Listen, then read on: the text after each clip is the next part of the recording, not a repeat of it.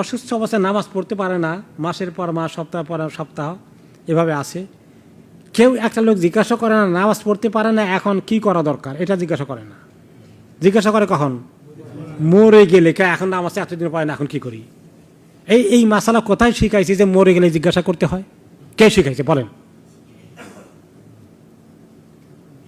মরে গেলে কি করতে হয় এটা তো কোনো ফিকর কিতাবে না, এটা আলোচনা করারই বিষয় না। কেন এটা আপনারা আনেন? উচিত ছিল যে নামাজ পড়তে পারছে না, কি করবে এখন? জীবদ্দশায় মরে গেলে কেন আসেন? মুখস্থ করবেন তো কথা এটা যে মরে গেলে আসবো না, কখন আসবো? জীবদ্দশায় আসবো। কি করণীয়? যে এই একটা কমন মিস্টেক, সুবহানাল্লাহ, এই জাতির মধ্যে কেন এত বড় ভুল ঢুকে আছে? কিভাবে আল্লাহ তাআলা এই ভুল সরাবেন আই ডোন্ট নো। জীবদ্দশায় কেন পড়তে পারবে না? অসুবিধা কি? দাঁড়াতে পারে না, বসে পড়বেন। বসতে পারে না, শুয়ে ইশারায় পড়বেন। কেবলামুখী হতে পারে না, কোনো অসুবিধা না, যেদিকে মাথা আছে পড়ুক। ওযু করতে পারে না, কি করবেন? তায়াম্মুম করবেন।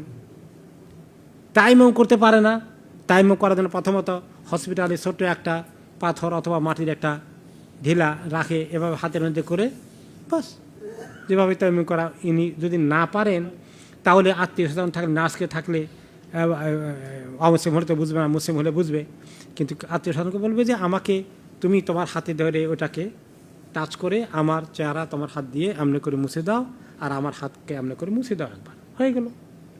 এখন হলো যে আমার কেউ নাই, নার্স ও মুসলমান সেও বুঝে না, আমি বাথরুমে যেতে পারছি না, তাই মোমো করতে পারছি না, কি করবো এখন?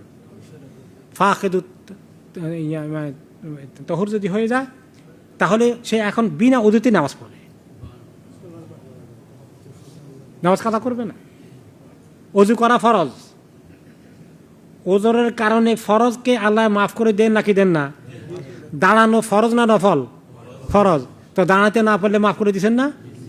শুয়ে পড়তে পারছেন তো, ওযু করতে কোনো ব্যবস্থা নাই, কেউ নাই, তায়াম্মুম করা কোনো পারতেছেন না, কোনো শক্তি নাই, তাহলে হুঁশ আছে শুধু, তাহলে ওই অবস্থায় বিনা উযুতে নামাজ পড়তে হবে। কাপড় চোপড় নষ্ট হয়ে গেছে, এটা আরেক ফরজ, এটাও মাফ, আপনি চেঞ্জ করতে পারছেন না, ওই অবস্থায় পড়বেন।